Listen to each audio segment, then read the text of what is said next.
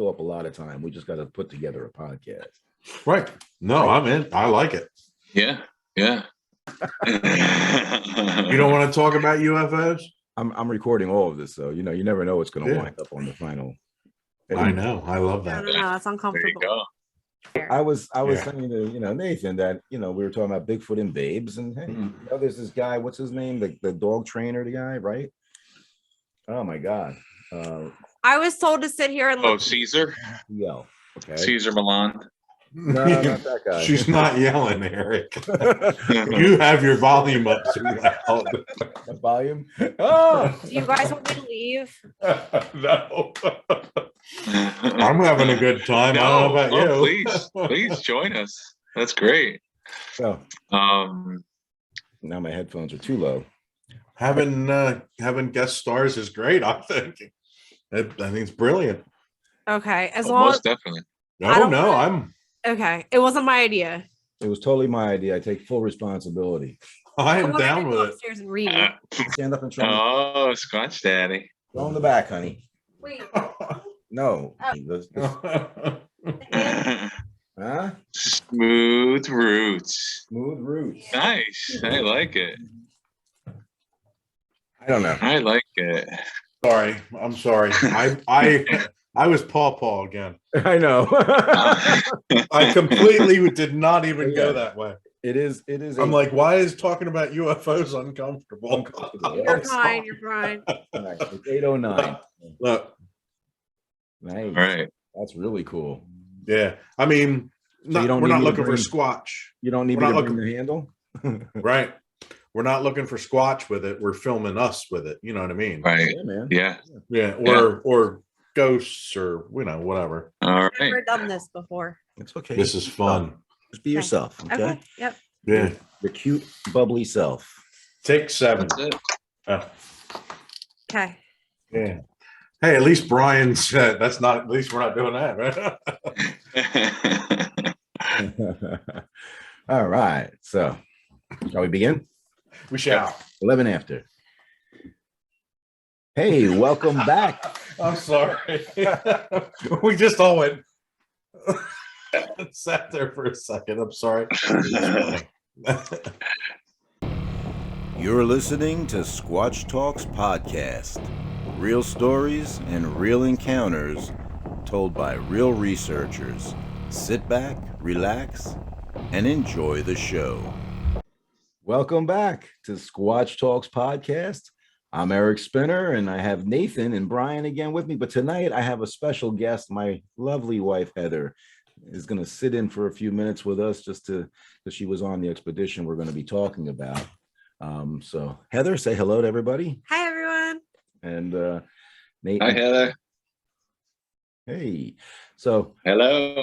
tonight we're going to keep up on going with the expedition theme. If you recall, we did New York, live from New York episodes with Brian's 2020 expeditions, and there were 2 of them, so it only made sense to break them up into 2 different segments.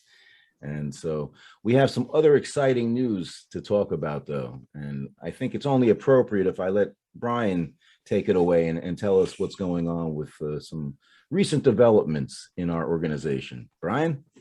Yeah. So, when we created Squatch Talks, we were looking for a way to share our stories and stuff. And throughout the creative process, we've come up with a kind of a platform here that we've introduced about 3 days ago. We call it Trace. All right. We set up a Facebook page and for Trace, which stands for Tri-State Researchers Association of Cryptid Encounters. All right. Sounds long, but when you say Trace, it doesn't. So we, so when we started this, page, our goal here is to really kind of set up a platform for people to come in and share their stories and in regards to the type of paranormal things that are happening, to us in the field that has really sparked our interest and created this direction, so to speak. Weird things that we've discussed in the past couple of episodes where the almost the paranormal encounters and things that are happening truly, has inspired us to kind of go this route and create Trace. Solely to really separate the two, is it paranormal? Is it not? The sole purpose for Trace is to get to the bottom of why these things are happening. And, as best we can. We may never know. But when we're experiencing things that are heard but not seen, and, things that glow, and, all sorts of other stuff that kind of fall in conjunction, with not only Bigfoot reports, but, ghostly encounters, and, we're going to touch upon alien encounters and things like that as well. But we really are interested in the kind of all things cryptid, paranormal parallels, right? Yeah, exactly. Yes. That's what sparked it.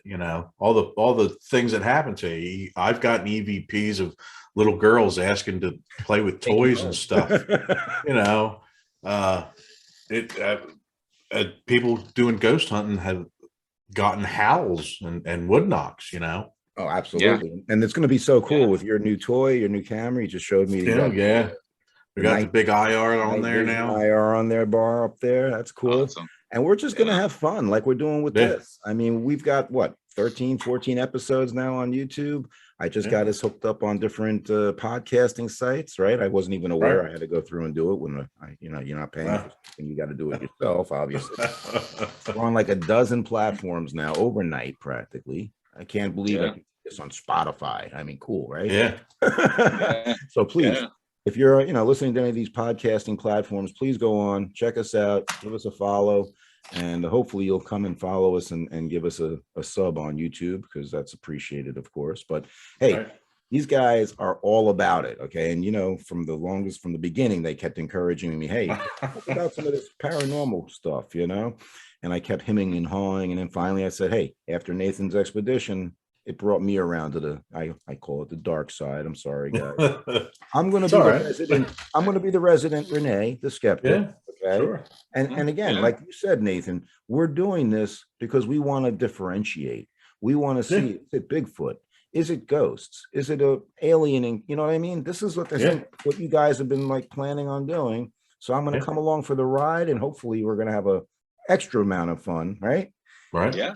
And I'll keep it honest. I'm going to keep it honest, though. Darn right. As best as you can. There always needs to be that skeptical approach, and we all have it. We all have that skeptical approach. Uniform. Show them the hoodie you're wearing. Check that out. Perfect. Got the alien hoodie. And it's got from the CBD company, of course. So hey, how appropriate is that? Nature and alien, extraterrestrial.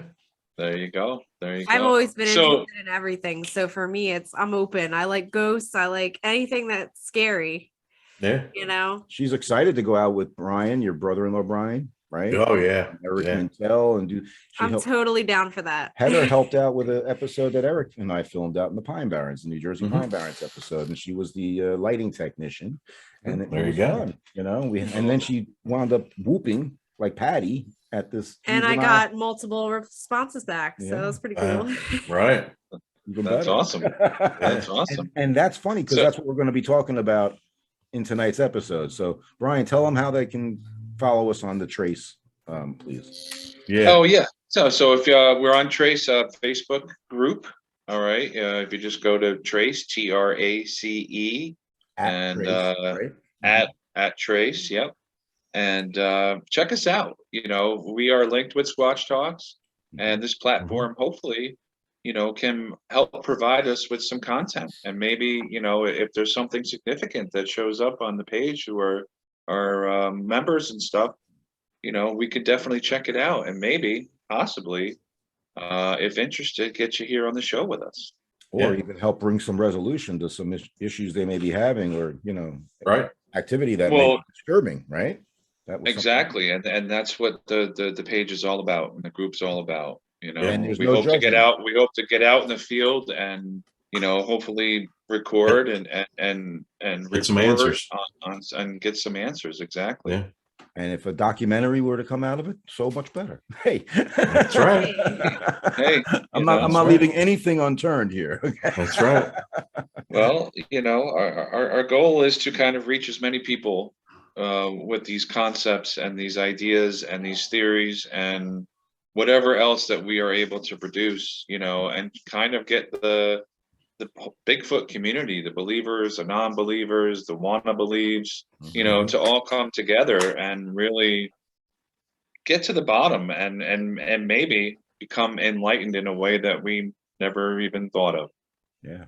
And right now it's currently open to the public, if I'm not mistaken. So at some point, Brian is going to be making the group private, though, I would think, down the road. So we're going to keep it. We're going to keep it to always at a point where we can manage. If we shut it down for the public for a while, that means we have to kind of recruit some moderators to help manage and manage the page. That's just kind of how it has to be. The more people, the harder it is, as you could see on some sites where it's poorly managed because it became overwhelming, I would imagine. Yeah. So we're trying to avoid that. We're trying to keep it real. We're trying to keep it honest. And, I feel most of all, part of our goal is in assisting people that come forth with things by either our comments or actual investigations, is to bring positivity, to what people may be experiencing, because people have a lot of, there's life-altering events that happen during experiences, and some are positive and some are negative. And a lot of people don't know how to figure out what happened to them. And we have the experience, and we're gathering the tools and, figuring things out to hope to be able to bring this to the table for, for our members and the public. Yeah, if nothing else, just to tell them what it is, try to explain verify what's happening. Yeah, we can either help verify things or say, that knocking noise you heard was the wind blowing a board against your house, or whatever the circumstance might be. It could, we're going to try to bring some answers to the situation. Right. And mostly on Facebook now. And as we grow and as our, as the people's reports and encounters grow and the interests kind of go beyond Facebook, that's when we'll get out in the field and really, start investigating these claims that people are happening that leave them so bewildered and confused. It's tough. It's hard for people to see a Sasquatch and rationalize that, but then to also feel that they're having an encounter with Sasquatch and then experience these paranormal type parallels just takes it to a whole nother level. And it's extremely concerning for a lot of people and confusing. And that's why we are looking for answers. And hopefully we'll find some. So yeah. All right, cool. Does that cover everything you guys wanted to bring to their awareness? I think so. Cool. Yeah, I think so. I don't know, for the people who are on YouTube, you may notice I'm not wearing a Bigfoot shirt tonight. I have my Hawk Mountain shirt on this evening. And the reason for that, I actually was there on a solo hike one morning. I actually went to go check out the, migration of the raptors, but then I decided I'm going to go for a hike instead. And I came upon, well, first of all, I got scared the crap out of me by this huge buck that leaped in front of me, and I had a road crossing of a buck on the trail. Scared the crap out of me. And then I'm hiking along, and it's beautiful up in this area. And so I see like what's an underground spring that had come to the surface, and I could see there was other little tracks from deer and other creatures around. I said, yeah, this would be a good place to look for some tracks, right? Because most of the soil and everything is hard packed, and there's a lot of stones up in PA, right? Yeah. So, yeah, we don't have a whole lot of dirt in the ground. Oh, yeah. I go around this underground spring, and literally I could see a 16-inch track impression. Wow. And it was right down like a little berm, right? And it looked like something stepped. And then I was like, well, there's one, there's got to be another, right? Right. Yeah. So I found a second one. So here, this is about an hour into my hike at this point, though, and I had already gone over like the River of Rocks, and it was like pretty heavy duty hike. I hiked all the way back out to my car because I had casting powder with me. And I hiked all the way back in, and I tried casting these prints. And literally, I'm sitting there, and a couple of other hikers came by, and they're like, "What are you doing?" I said, "Oh, Bigfoot." They said, "Oh, Bigfoot tracks." But meanwhile, you know, it was moist because of the underground spring in this area. So, Right. being one of the first attempts at me making a track cast, I didn't have the expertise, and literally, it was like taking too long to dry, and I had to get my ass back home to get back to, you know. I think at the church or something that evening. And so I wound up folding it up and throwing it back and carrying it back with me, thinking I could maybe, you know, recast it when I got back. So I did recast it with the pieces, and it looks like a Bozo the Clown kind of track impression. Yeah. I just there are quite a it up, you know, little things like that in the early times of our careers. Yeah. You know? Oh yeah, I mean things like that even happen when you even gain experience. You know, something to just go awry. You know, you never know. Yeah, but like that's dedication. You know, it's really dedication to hike in. You know, hike for a couple hours, one in and one out, and then one back. Right? I mean, that must have been And with the backpack on, with all the casting material and everything on, it was like a 40-pound pack. So yeah.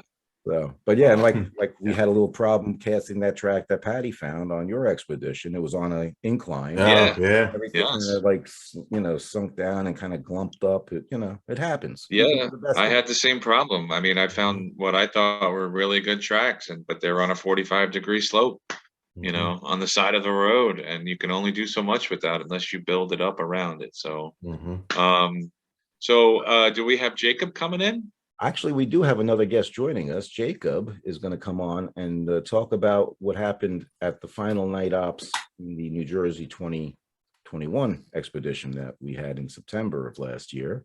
Nathan was there, and Brian, you were not there again. I was not there. Nope. And so I thought it'd be great to have, like we had Patty and Tony talking about some events that occurred on your expedition. I asked Jacob, who also submitted a report recently to the BFRO's database. I thought it would be cool to have him come on board with us and also, you know, give his 2 cents about what he experienced on his first expedition. So just to bring everybody up to speed, we had about, 15 to 20 attendees on this one. Again, from Thursday to Sunday out in the Pine Barrens, you know, again, with the people coming up on Thursday, setting up camp, do some, like, first night, usually I do like what we call a Pied Piper type routine where we stay near base camp and we have a couple of teams go out, we split up, we have one team sitting back at a predetermined location with a therm, kind of hunkered down, remaining quiet in order to hopefully, when the teams come back afterwards, be able to therm a Squatch following us back into camp. So that's what we attempted to do the first night. And I was with one team. It was another team leader who had gone off, and Nathan, you were in the hunkering down group, right? Right. So yeah, we did some back and forth provocations. A couple of people thought they may have heard some response howls. I know a couple of attendees, you know, heard something, but it was kind of far off to the range of hearing, so to speak. Even with my mic stick and the Kimber audio, you know, microphones, it was really not discernible. But that was the first night. Then Friday, of course, we do the follow-up meeting in the morning. We do, you know, ops during the day. We didn't have any boats on this expedition, although we probably could plan on doing something. Now you have your kayak, Nathan. Yep. That'll be fun. And then Friday night, we had a pretty interesting night just out in the forest, but no real activity. Well, no, wait a minute. Now that I think about it, Friday night, we had some stuff happen at this location. That's why we determined to go back to that spot on Saturday night, if I recall, right? Yeah, I think you're right. Yeah, now that I think about it, see, they all get jumbled together. So Saturday night, I'm going to jump right to Saturday because I want to bring Jacob into the Yeah. Let me bring him in first and introduce him. Okay, guys? Yeah. Great. In person, we have Jacob joining us. Good evening. Thanks for having me, guys. Good to be here. Well, thanks for coming on. Yeah, We're excited to hear your perspective. I was just saying to Nathan and Brian that, talked a little bit about the things leading up to Saturday night's events and how, not too much activity Thursday and Friday night. If you recall, I think you were on one of my teams with the Pied Piper that we did on the first night. We kind of thought we heard something just out of the range of hearing, but we weren't quite sure if it was, coyotes or something, owls, right? Yeah. And then Friday, we did have some activity at the bowl, and we decided, why don't we go back there again and give it another shot? I forget exactly what led us to that decision, but that's where we wound up, right? Right. I mean, Friday night was pretty. I think that was really when I started to like understand the activity and started to see some of the activity. But nothing like Saturday night, man. Saturday night was insane. So yeah, here I gotta just jump in real quick though, because Saturday night I was supposed to have Patty and Tony on my team. Mhm. Okay, but I saw how well they were getting along and how they had made friends with Steven and Shelly. And I noticed this at base camp, and I said, you know what? Let's keep them together, right? And then Nathan had Terry also. Heather, of course, stayed back at base camp that night in the tent reading and just guarding everything. Getting rocks thrown at the tent. Getting rocks. Yeah, thrown there you as go. usual, As usual. she's a trooper like that. But no, I said, let's keep all the ladies together. And Nathan, you can have, right, Patty and Tony. So Yep. I had my team about a half mile away in a cedar swamp area, which is right by a little pond, and about exactly a half mile from where the bowl is. And you Right. had a team that consisted of the ladies, and you had Jacob, and you had Mike C, who's been Right. on more expeditions than God. Mhm. And yeah, Steve was with Shelly, of course. So I think that's Yeah, everybody. that was it. Yeah. Right. And Yeah, so we set guys, up. you should be the ones telling it. So Nathan, Yeah. why don't you start off and tell Yeah, us, like Jake could chime We in. parked the truck. We got out, and I had to get my bearings because I've only ever been there twice. And we go walking around, fumbling through, and we get down and set up where I'm going to sit because I couldn't go far. And put the recorder out about 15 feet away. And then we sat there for what? Probably about 20 minutes, half hour. Yeah, about that. It Yeah. was very dead for a while. I remember Yeah. that clearly. Yeah. And we decided that let's walk down out onto the beaver dam, see if we can get them to go out and slap the water, Yeah. Yep. make some noise down there across the water. So we decided to leave all the women sit there at where the trucks were at the bowl. And I guess Steve stayed with them, right? I think Steve came out with us actually that night. No, that's right. He Him did. and Tony. Steve and Tony Him and went out Tony walked all the way out. Yeah, they were actually therming the edges of the cranberry bog that we That's were right. at the bottom of, and Yeah. they weren't really getting much at all. But we were Until getting later. some like beaver tail slaps, Mhm. and I just recall like nothing for a while. Mhm. Right. Yeah. Although I got radioed from Tony and Steve that they were seeing some eye shine and that it was heading my way. Because we're sitting there at my location going like, what the hell's going on? There's nothing happening, Right. Right. Yeah. You guys started having activity, and then we got excited for you, of course. But then at some point, I remember Yeah, Tony saying, I think they're heading your way. And I'm like, yeah. Yeah, but well, between that, we had a couple of knocks. I know we had at least two really good knocks while we were sitting down there with Mike at that one crossroad. And then Terry radioed me Mhm. and said, you got to come back up here. Something's happening. I think we've been communicating with one for about the last hour. I said, what do you mean? And she says, you got to come back here. So I take Jacob and we go walking back up the trail. And what we like barely got out of sight of Mike. And on our right, I think the first one it was just this whack. I said, oh, they told us there's a couple of them here because they wanted them to know what we moved. And then we got up another 20 yards, and that one on that there was one on the left. I mean, That one sounded like a There was 2 gunshot. knocks, right? It was so close. It was just, it just the frequency. I almost felt it in my body, just how loud those 2 wood knocks were. Yeah. And I mean, I heard that you saw like some eye shine. Unfortunately, I wasn't able to see it, but I mean, I don't know if it was eye shine or not, because we were coming up to where they were sitting, and I don't know if they had their red lamps on or not. Terry said they didn't, but I thought I caught a glimpse of something red, but it could have been a red headlamp. I can't prove it. But we've had a number of instances at this location where we've actually seen like red, like almost like just flicker or move out of sight. I mean, there's been a number of people who have experienced these types of things. So many light anomalies there. Yeah, and eye shine as well. We've seen there. Feelings like being zapped have occurred at this location. So again, this particular area does have some of this kind of spooky kind of blend, that we've been discussing. Very active. Yeah, it's insane. And that whole area just seems to just be like a portal or something, just weird like that. I mean, yeah, no doubt. But then Jacob and I got there, and I said to my wife, I said to Terry, I said, what's going on? She said, just listen. And she said to Patty, she said, go ahead and do that gentle whoop again. And she just did that little whoop.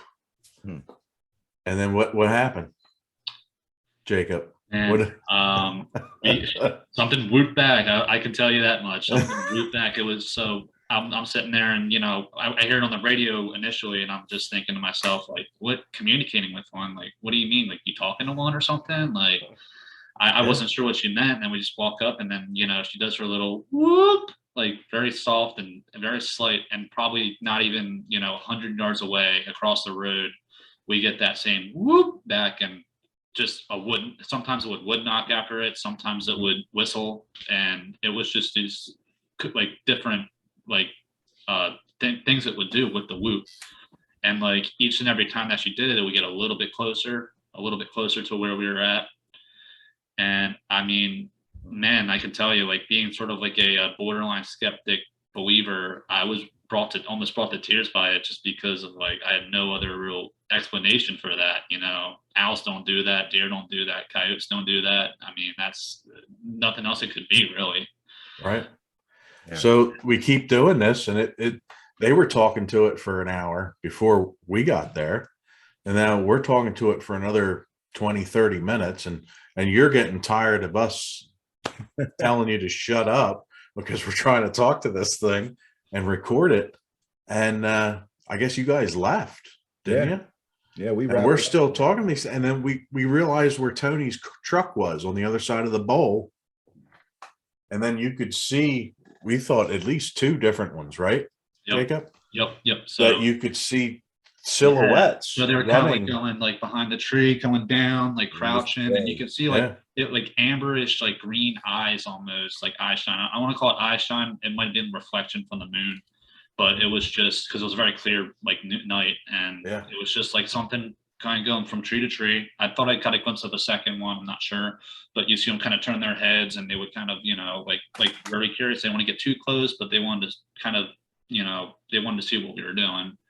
And it was pretty freaky. It was in an area where there was nothing else that should have been there reflecting the moon or reflecting anything else. It wasn't near the truck, so it was straight in front of us, past the road, and it was pretty close. It was very, very freaky.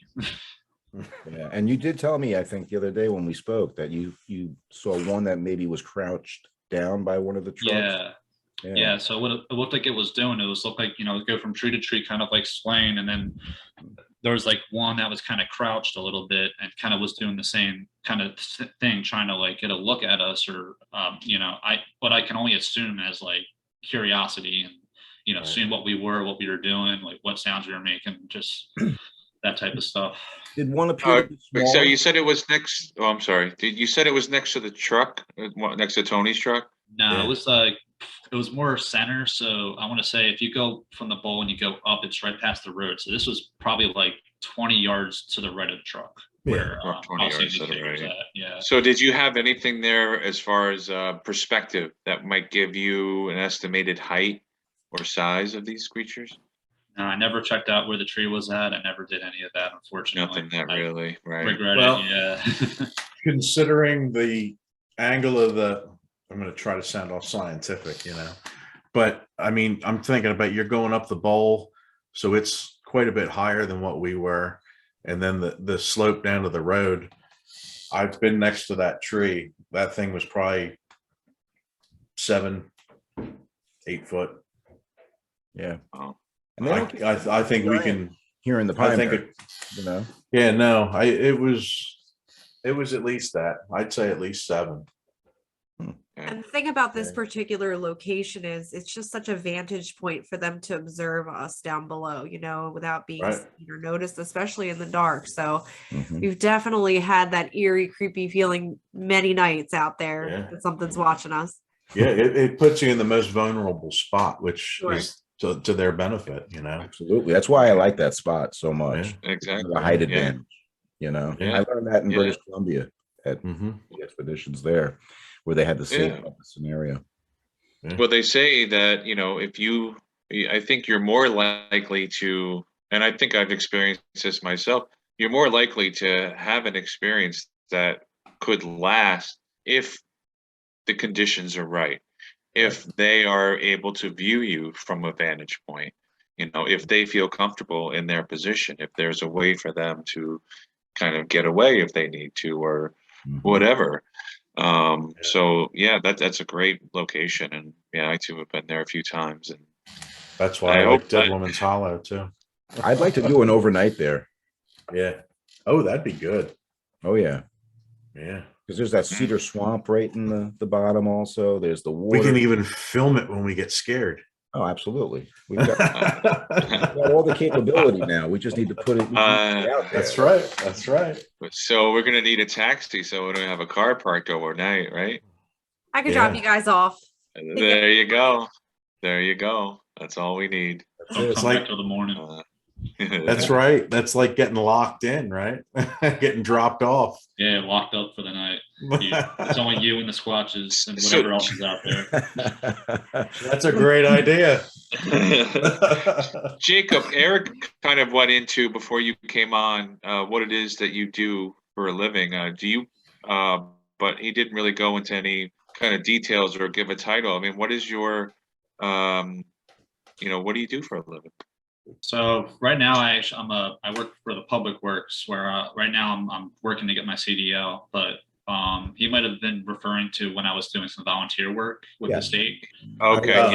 Yep. Okay. So I don't do that anymore. I send in stuff occasionally, but I don't do it as much as I used to do it back in the day.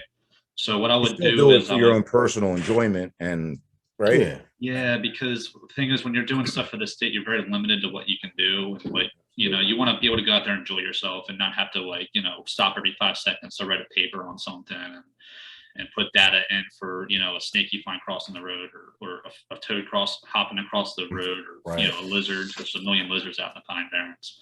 And he's an outdoorsman. He's a great fisherman. Like a professional, right? I appreciate that. But yeah, so for a while I was what we would do is we would get these little maps from the state, and they would on the maps they would be like areas that we can go to and survey, and where we go there mostly to survey for endangered or threatened animals, plants, certain types of habitat that might be a candidate for forestry management, which is where you would go and do controlled burns, where they would go if they have an off-roading problem, they can kind of close it off to certain dirt bikers and ATVers and whatnot. And this is just like and it was just something to give people who work in the state an idea about what they can do and what they can do better to help imperiled species survive better out in the natural world, basically. So we were going out there, and you would find like an endangered rattlesnake or an endangered pine barren street frog or something. You would go and you would mark the habitat. You kind of give the details of what habitat it's in, any specific, if you found anything else along with it, if if there's any like threats nearby, whether it's like if it has like damage from, you know, off-road vehicles, or if it needs like a controlled burn from just too much growth, because too much growth can actually, you know, they can't bask and they can't get the sun exposure that they need. So that's what we were doing for a while. I probably was doing it from 2016 to 2018. And what you would do is you just go out there and basically survey areas and send in stuff to the state, and they can get a better idea of what to do to send forestry management out there. So you're pretty versed on animal sign and animal behavior. Yeah, a little bit. Yeah. Well, I mean, yeah, when you're out in the field like that, I guess spending a lot of time, at least you're versed with the terrain that you're in, right? Spending a lot of time out there. So yeah, as far as but yeah, that was the point I was going to bring up and asking that question, Nate. So Yeah. Go ahead, Eric. Did you say that you were also investigating not only the flora and fauna, but also, what did you say, off-road problems? Yeah, just like at certain areas where like say if I found like a Pine Barrens tree frog or something else in an area where has, you know, people tear up because, you know, certain animals might need the ground for nesting. Gotcha. And all that. And this is not off-road as in like, you know, driving down a dirt road. This is like going off a dirt road and like running over habitat and running over in wetlands and stuff like that. Off the trail where they're not supposed to be. Pretty much, yeah. There's a lot of discussion and dispute going on now, of course, where they're going to restrict where people can off-road their ATVs and their vehicles, right? So yeah. But you said, I thought I heard you mention off-road problems, something along those lines. I was going to say, after I spoke to you last Monday and we conducted the phone interview about your encounter, I had an off-road problem because I went you did area, yeah, and I wound up getting stuck up to my doors in a mud hole. Oh man. So you're one of those guys that are causing these problems. The problem was already caused. I had a perfectly good roundabout that I could have, but I had in my mind that I had to stay right. And so the first mud hole where I should have been left, I went right. And next thing I know, all four wheels are spinning. I said, "How did this happen?" Those puddles out there are tricky, man. They trick you. You may think it's only a few inches deep, and before you know it, you're at your doors and you can't almost water get coming out. into the cab. It was it's a mess, dude. Nightmare. Luckily, I got a guy who was 15 minutes away, and he was able to come out and pull me out with his winch, and I was back on my way in a half hour. So we were able to do our brainstorming session that evening. Oh, that's right. Yeah. But I actually did get to where you, I think, had your encounter a few years back, and it was about a mile or so away. And so I hiked back in there because I stopped my truck, you know, after the second mud hole, and hiked about an hour back. And definitely I can see from that, like you had mentioned in your report, a paleo dune type environment, you called it. I was having trouble because I didn't wear the hip wading boots, you know what I mean? So I can appreciate everything you told me in your you know, report that you told me. It's a necessity out there, man. I mean, as like an interlude to that, I mean, do you want to share what you experienced? Of course, I would love to. So it was June 8th. It was June 16th, 2018, and we were scouting this area for a while on Google Maps, and it was a large open area where you would expect to find basking animals, basking snakes, basking lizards, whatever.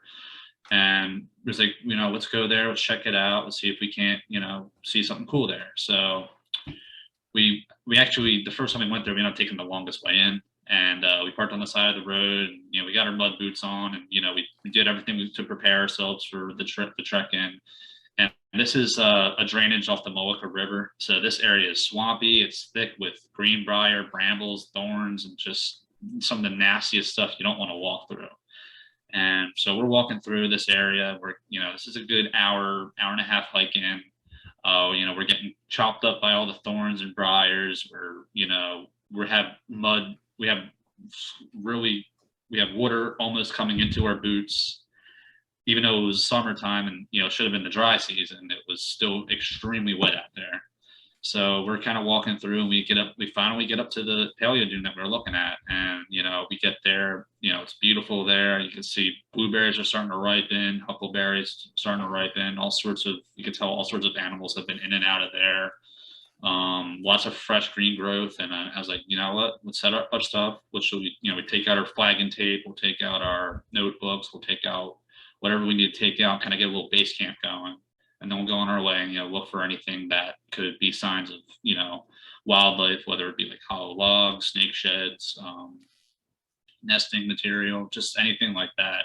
And with this particular paleo dune, it's like a fort. You have a fort that goes into the state forest pretty far, and you have another fort that kind of goes towards the road that Eric mentioned. So we start walking around. He's doing his thing. I'm doing my thing, and we end up deciding to come together to go check out the fort that extends into the state forest pretty far. And we're walking up, and there's this abandoned, looked like a hunting stand it looked like a shed up in the trees, and, had the roof. It was probably about 20 feet up in the air. And I started getting this kind of, freaked out feeling. I'm like, man, I really hope there's no one out here. I really hope there's like not a squatter or some crazy piney with like a rusty chainsaw or something like waiting for us. So I kind of started getting a little funky feeling in my gut, like, am I supposed to be here? Am I supposed to be checking all this out? Et cetera. So we're walking up, and I'm checking out this shed, and, I'm making sure there's no one in there and doing all that. And my friend Cooper walks behind me. I forgot what it was. He had to use the bathroom or go check something out, but he went off to go do his own thing. And I'm kind of still sitting there investigating this shed. And then in the swamp below me, I start hearing crunch, crunch, crunch, like someone really heavy walking through the brush. And, deer have a certain gait to them. They don't really crunch like that. They don't like break branches and sticks. They're not big, heavy animals. They're usually pretty fluent with where they move. So I'm looking down there, and, obviously my heart's like in my chest because I'm thinking there's some dude or some hunter or something. So you don't know who you're going to run out in the Pine Barrens. A lot of people go chainsaw. out there. Yeah, that's what I'm saying. Yeah. Dude with the chainsaw is going to come and saw me in half. So, Yeah. So I'm pretty freaked out. I'm like, so I start yelling. I'm like, hello, who's there? I try to, get this person's attention if it's a, person, so I don't, scare them or anything. And I'm looking down the swamp, and I'm like trying to get a view of them. And I see this dark brown, like black, like mass go from tree to tree, like long enough for me to know I wasn't imagining it, but not long enough for me to get a really good look at it. It was like, had this glistening dark brown, like I don't know if it was a shoulder or a head or part of the torso, just went from tree to tree. And for a few more seconds I heard it crunching, and then it just stopped. So I don't know if it kind of stopped to watch me or do something else, or if it went out of earshot of me. But I was just kind of looking down at it, and I kind of started moving back towards, where we came in from. I got my friend Cooper, and Cooper's like, hey man, check out this log. We should check this out. I'm like, nah, let's go Cooper. Like, let's get out of here. And I'm like, he's like, oh, don't you want to like check this out? It's like, dude, I'm pretty sure like there's some dude stalking us. Let's get out of here. We got to go. So we, that hour and a half walk turned into a 45-minute walk. And we get back to the car in pretty fast fashion, and just kind of got out of there. And do you feel like he was following you? No, I actually didn't feel that. You didn't? I was actually, yeah. That's why I was like kind of thinking to myself, like, I was like, what was that? That's why it didn't really click in my mind till like a few weeks after, maybe, to like what it really could have been. Mm-hmm. I think whatever it was stayed there, luckily, because like I said, when it went all the way back to the car, it was pretty much, it was nothing really happened. Right. Very cool. And hey, for our viewers and listeners, you've heard it here first. That's right. It even hits our database. So. But I mean, that was cool. Have you ever seen a bear out in the Pine Barrens? I might have had one. I might have had an encounter in Atco back in like 2016, possibly. It was so quick and fast, but it was definitely something small and black running into the and they're very uncommon. There was one reported in that area back around that time. Yeah, I've heard a few reports of them there too. Yeah, I've never seen any evidence, any scat, no tracks, nothing. But I've had hunters tell me they've seen a couple. Yeah, they're very cryptic. I would think they're a lot of skinny young males going in there looking for blueberries. They don't. I don't think they have really any denning nearby there. Right. My friend actually saw one on Mount Misery Road actually a few years back, crossing the road. Which that's like I said, bears in the Pine Barrens are pretty rare. So I mean, I would love to see that. So what made you think that wasn't a bear? So just by the size of it, I mean, this was like a rough estimate because I went back to the site probably like 2 years later, and I went kind of back down to the area where I saw it, and it had to have been at least 6.5 feet off the ground where it was at. So unless it was like a bear walking on 2 legs or something like that, or a really tall hunter, I don't really know what else it really could have been.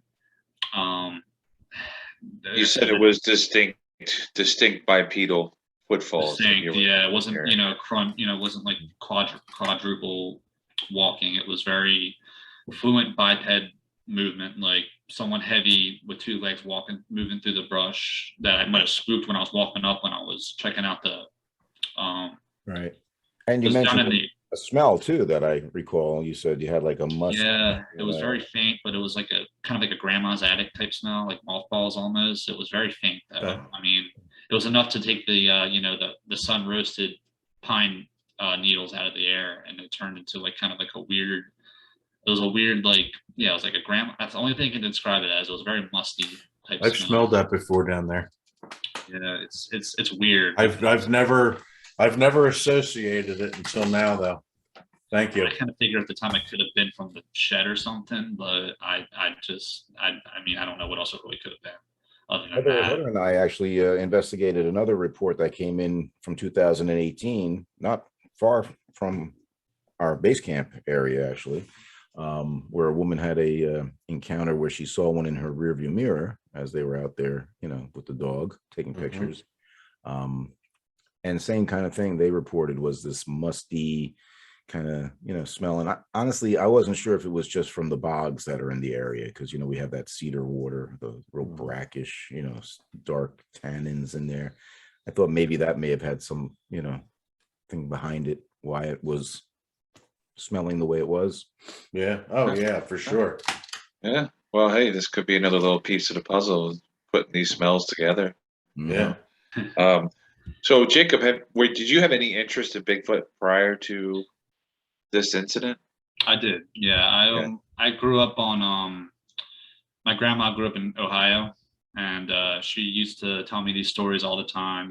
Hey, don't go out and don't go out past dark. The grass man will get you. And she'd have all her family members telling her that and all that stuff. So she used to tell me stories when I was a little kid, little bedtime stories about how there'd be a Bigfoot family out in the Pine Barrens, and the head of the Bigfoot family name was Argo.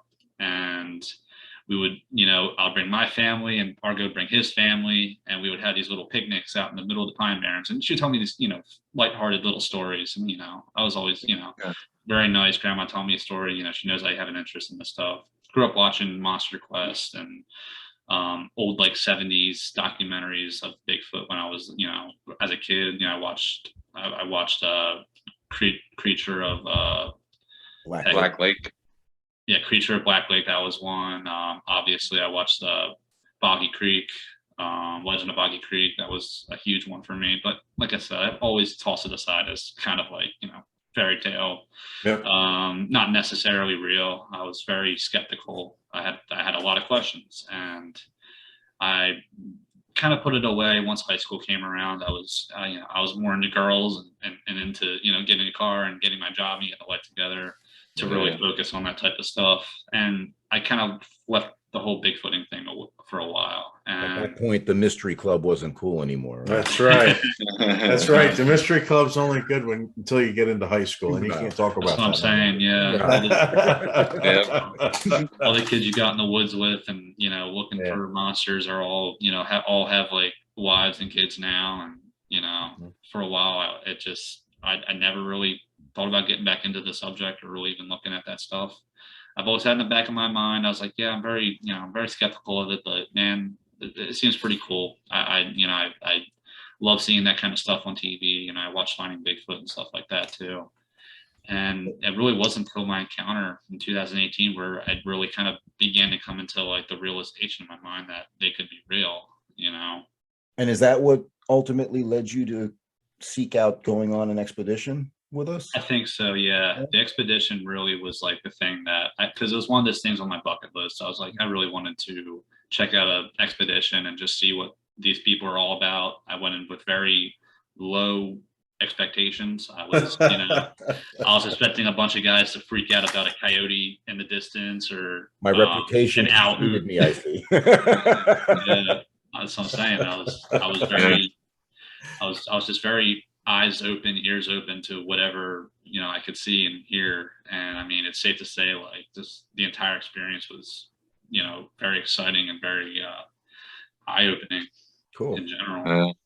Well, I'm so happy that we got to hear it straight from your Yeah. Honestly, it doesn't do it justice with us just talking about it. It's great to hear it from the witness, Yeah, props to you, Eric, and all the organizers who have. I didn't do anything. Well, no, you did, because you put in the time to find these areas of research, and you put in the time and come up with results, and then what do? You hold an expedition and you put but you hold an expedition and you bring people in to experience what you've experienced, and even more. I was so happy when I kept hearing these guys getting excited on the radio. I'm thinking, on one hand, I'm like, damn, I wish it was happening to us too. But on the other hand, right, as organizers, we're like, all right, they're having fun. Exactly. And that's all we hope for, Yeah, no, that's what it's all about, the camaraderie, the friends you meet. I still have some good friends from it nowadays. Yeah. You meet some really great people who are, who are still with you, now. It's really great. It's awesome, and there's a lot of great stuff to be learned and a lot of awesome things to do there. Well, you're always give me a minute again. For sure, yeah. And as far as expeditions go, I understand you're going to be attending the April BFRO expedition up in northern New Jersey, right? Yep. Yeah. Yeah. Good. Awesome. I can tell you, there's been some activity up there too, and Larry knows the spots to take you guys. So hopefully you'll have some fun. Yeah, definitely. Yeah. Wish you luck up there. That's coming up soon. So. Yeah, it seems like a pretty good area up that way.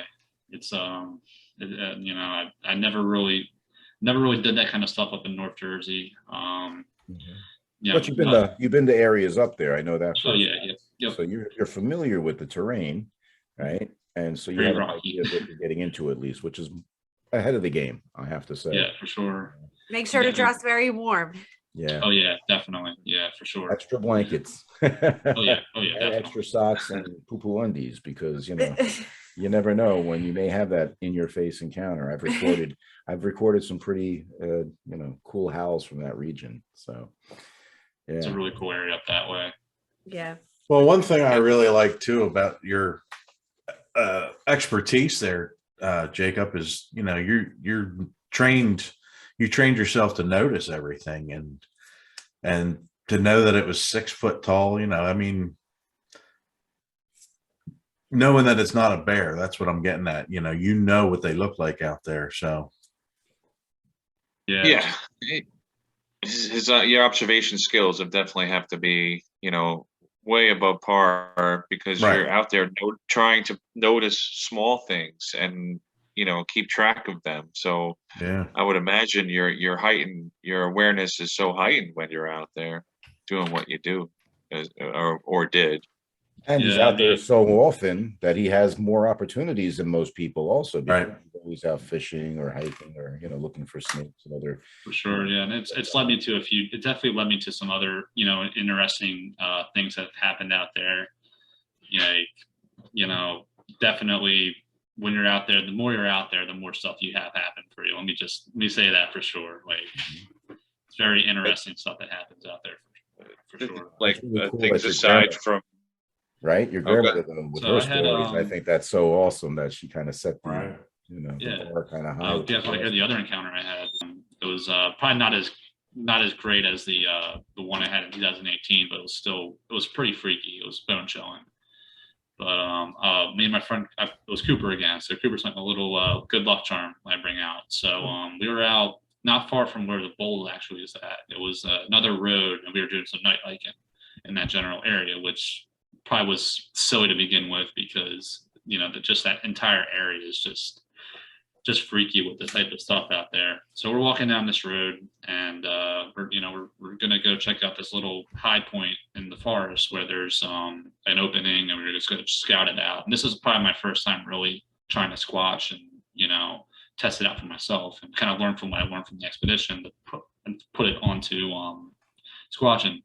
So we walk up to this little road that goes up, and as we're walking up, we hear, and I'm in my stomach, I'm thinking to myself, like, man, I'm starting to get the heebie-jeebies. I'm getting freaked out, and I hear a deer run off in the distance, like 4 legs, like kind of a gallop, if you will. It's like, all right, that's a deer. And when I heard that, I freaked out. I was like, oh my gosh, like that scared me.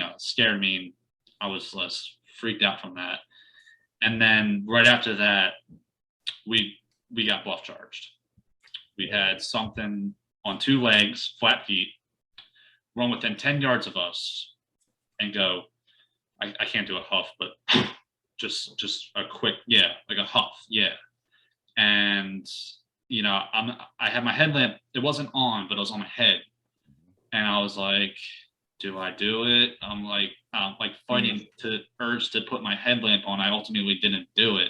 Wow. And I kind of regret not doing it because I probably could have known what I saw in front of me. And it's one of the things I regret. So kind of been there, done that. I was just going to say, Brian. Been there, done that, man. It's like every part of your body just cannot turn it on. And I'm like, I can see what this is right now. And I was like, no, I can't. I can't do that.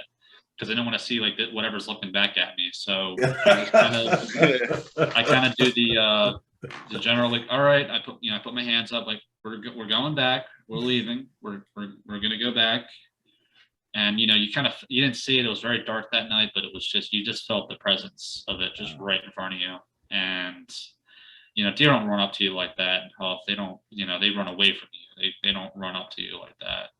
And we kind of head back to the road, and we're walking back, and we actually did see one of those orbs walking back to where the car was at. And it's weird, man, because it looked like a hiker walking out there with like an iPhone light, like an iPhone flashlight, but it was just from tree to tree, very, very slow white light kind of going from tree to tree. And once again, disappeared, didn't even see it again. My friend got a glimpse of it. I saw it probably for a good 5 seconds. Wow. And that's like a pretty pinpoint type light. Like you mean like the flashlight on your phone. Yeah. Pretty small, bright light. That's how I remember. Yeah, it was like very, very small. What they saw on, that's how I thought it was a night hiker out there with an iPhone light. Mm-hmm. And I'm thinking to myself, what is someone out there doing out here walking around with a flashlight right in the middle of nowhere? And it's didn't really dawn on me as like, it could have been like potentially like an orb or something like that. Right. And this preceded your 2018 encounter. This was actually a month after the expedition. Oh, it was after the expedition. Yeah. Oh, so you're taking some stuff that you picked up on the expedition. You were right. Yeah. To your own to do your own research. Tried some night hiking. Wow, I missed that part. Exactly. Yeah. And what's really cool, I have to say, is how you responded, where you didn't turn on your headlamp and you went, hey, we're going to go. You did exactly the thing in this case. I just thought that was the smartest thing to do because, like I said, especially if it's something I don't understand, I don't know, I want to be as safe as possible. I want to, go home, and I didn't want to I don't want to piss off whatever was standing in front of me because I know it wasn't a deer. It wasn't, I hope it wasn't a person, but that would have been probably even freakier, but right. Whatever it was, I'm just saying, turn my headlamp on. There's like some guy with like tattered clothes and a machete. That rusty chainsaw. I'll take a squatch over that. Rusty chainsaw. Yeah, I'll take a squatch over that any day. Yeah. Unlike Eric, you didn't huff back at it. Yeah. Right. Yeah. And you know what? When something shows that kind of aggression, like you said, something approached you, a bluff charge. You know, there was intimidation. Is what you were experiencing, right? Yeah. And to validate what he's saying, that when that happened to me, when I had my bluff charge, you know what it, I mean, I've heard a deer huff, I've heard a deer snort, I've heard a deer growl, and I've heard them, you know, pound their feet and everything, and I've heard them run off, well, just like that. And when that thing ran at me, it was, you just feel the energy, like you said, Jacob. It just, you knew it wasn't a deer. That was just a big energy. And Cooper was with you again, right? He was with me. Yeah. That's happened to Heather and I. And like when that happens to us, I just throw her in front of whatever's coming. Yeah, I should have done the same thing. I should turn my flashlight on, saw it, and then push Cooper and ran away. Like, you're supposed to protect me. Yeah. First to go. Take her. Take him. Leave me alone. Let me go home. Well, you know, more and more people are coming forth with these experiences in association with possibly having a Squatch encounter and experiencing these orbs of light. You know, did you notice any shimmer to this light? As if, you know how like if you look at somebody's cell phone when the light's on it, and you could tell that there's just heavy, obvious source, you know, but was this more dull, or did it have like a shimmer to it, like a star shimmer if you kind of squint your eyes or anything like that? I just remember it being really bright for its size. It looked like, you know, an iPhone, you know, your generic iPhone flashlight. And right. Okay. It was very small. It was just going from tree to tree where we were at. And it was, you know, like I said, I saw for a good 5 seconds. My friend Cooper saw for a second. He was pretty freaked out. He was like, what was that? And he heard the bluff charge as well. Yeah, he was right in front of me when it happened. Oh, it was perfect. Then he could have just pushed. Take him. I'm saying, yeah. I could be a Noah right now and know these things exist, and you know, oh well, you know, I can make friends anywhere. I don't need Cooper anymore. That's awesome. I'm just gonna make him my date out there. I'm just gonna leave him out like some paleo dune out in the middle of nowhere. Exactly. Tie to a tree underneath the shelter. There you go. He must be a pretty good friend. Right? I'm always putting him in some dangerous situations out there. It's all good. It's not the first time. Yeah. Not the first time. It won't be the last time. Let's just say that. Well, that's awesome. I don't even recall hearing about that. So thank you. That's yeah. We're gonna save it for here. You know. Awesome. Yeah, that's a great story. You know, it's really eye-opening for sure. With a slight paranormal twist with the orb. I know, and why? Yeah. Why is that? Yeah. Yeah. And after you heard this huff, right, and it bluff charged, you put up your hands and kind of in submission, saying, "Okay, we're leaving," right? Kind of like what I did when I got growled at, and you kind of backed out. It didn't follow you out, right? Nope. It stayed where it was at. You guys back to the car. Yeah, So your actions were sufficient for it, apparently. Yeah, I think maybe in a way it understood that, you know, we're not a threat. We're not there to, you know, mess with it. And I'm sure it took the signs of me, you know, leaving as like, okay, they're retreating. They're intimidated. I'll leave them alone. I won't chase them any further. It worked. Did you see the light after that? It was after that, yeah. It was after heading back to the car to the right of us, there was like it was going from tree to tree, probably up, you know, it looked, it was very low to the ground. It was kind of like 3-4 foot off the ground. I always pictured like someone like with an iPhone having their flashlight on, just walking it with it to their side, which would not make no sense if they're out there with a flat iPhone light trying to, you know, see their path.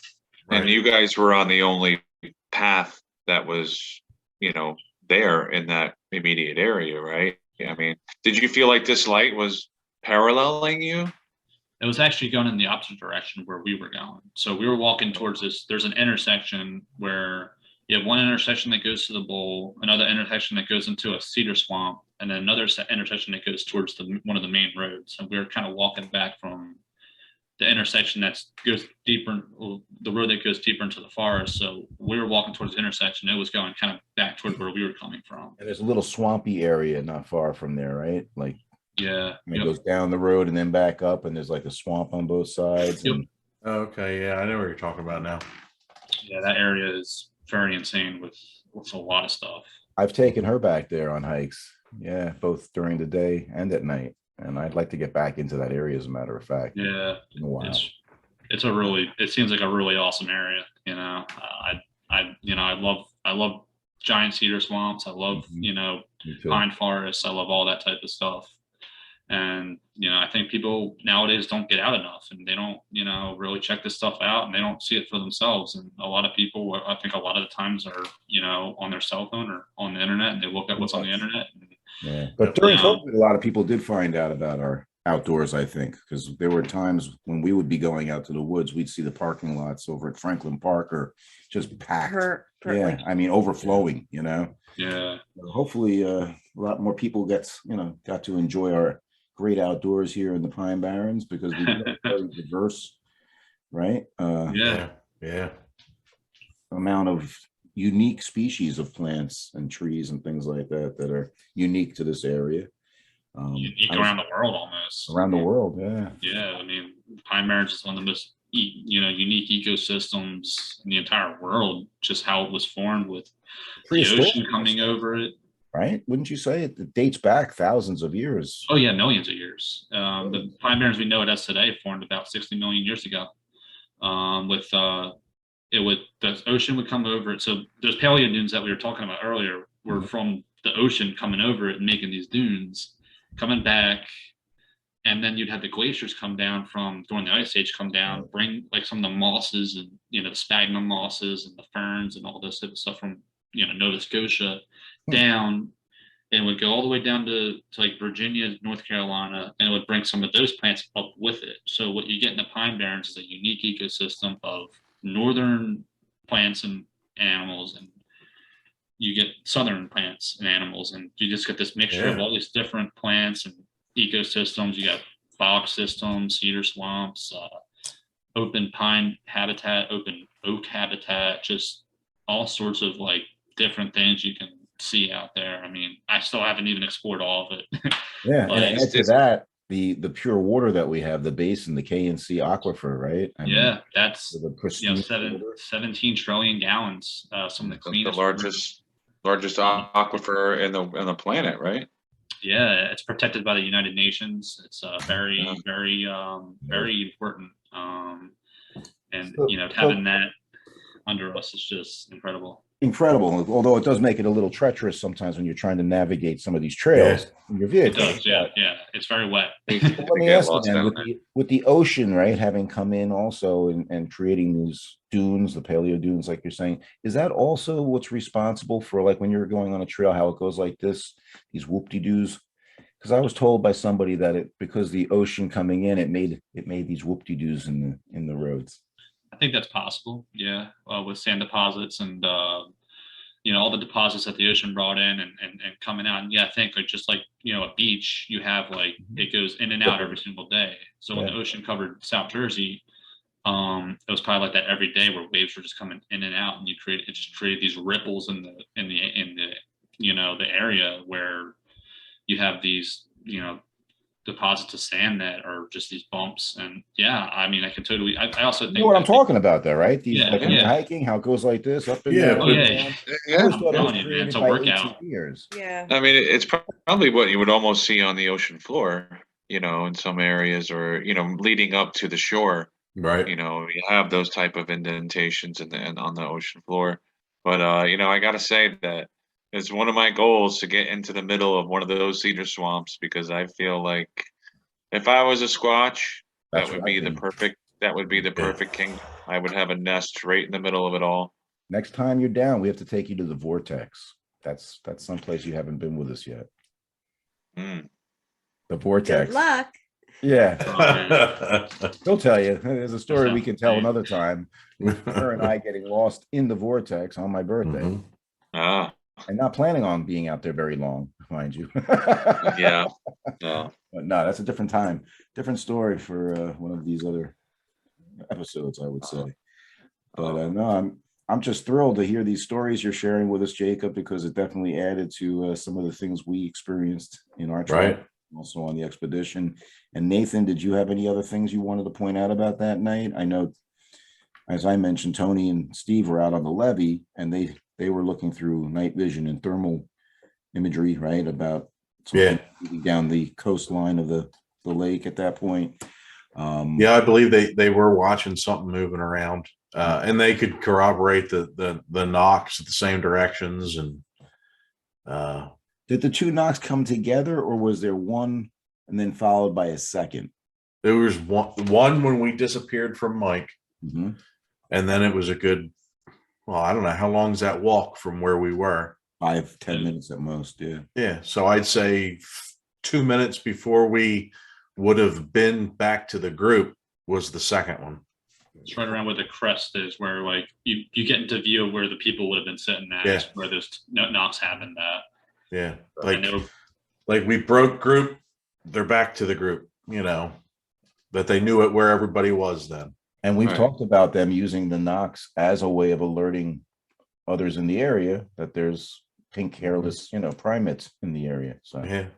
And Yeah. it was something we recently just experienced, probably about a month or so ago, when you guys came up to New York. Yeah. We had the same type of thing happen where we entered an area, we heard a single knock. mhm.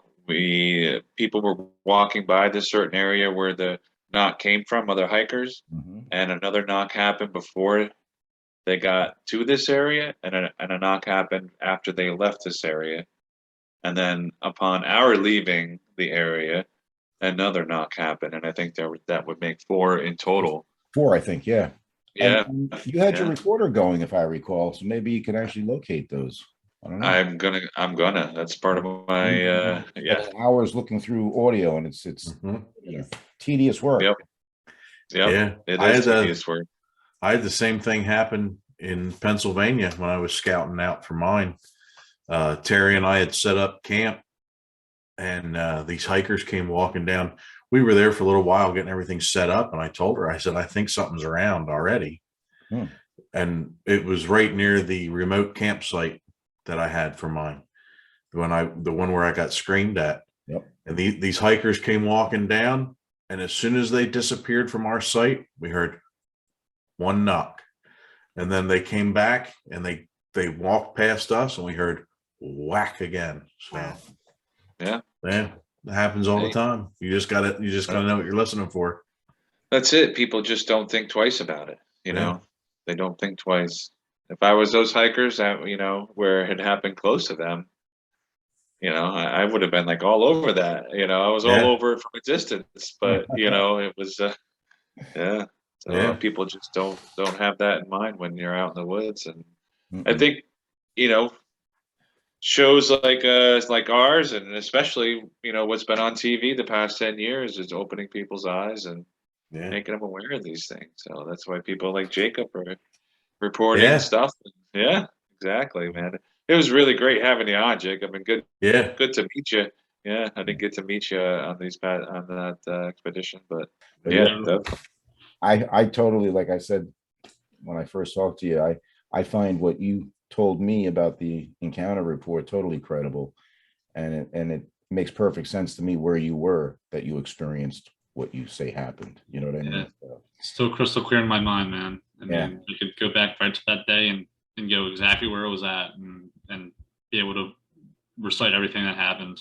right. Well, hey, maybe we'll get a chance to go there together, and you can show me where it happened and everything, because I know I was close, but I wasn't Yeah, for sure. Yeah. exactly there. Yeah, we'll get our drones out there, survey That's the right. area. Yeah. Yeah. I should have brought the drone that day. Maybe I would have gotten stuck. Yeah.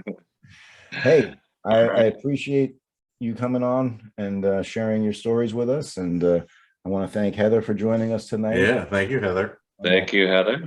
Yeah, Thanks, Heather. it's been a big part of my career in this business, squatching over the years. And she's a trooper and hangs out at base camp, and is usually the Whether she likes it or not. photographer of the group, right? Usually the bait. Usually the Yeah. bait or The bathe.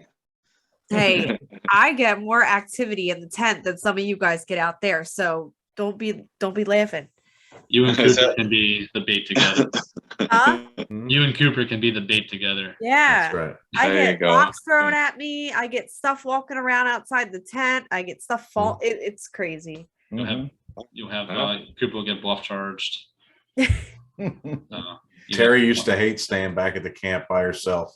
She said that's the creepiest thing. So Oh, I love it. her and Crystal back there. Oh yeah, I She love said it. that's where they all were. She said, you guys leave and they come here. Yep.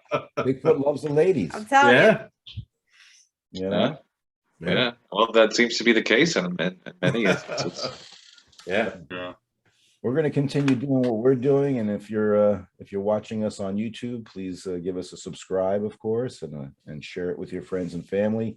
I Yeah. just told the co-hosts tonight that I managed to finally get us on some different podcasting platforms. So I don't know if you listen to Spotify or iHeartRadio. They're going to be popping up with Squatch Talks all over soon. So That's right. All right.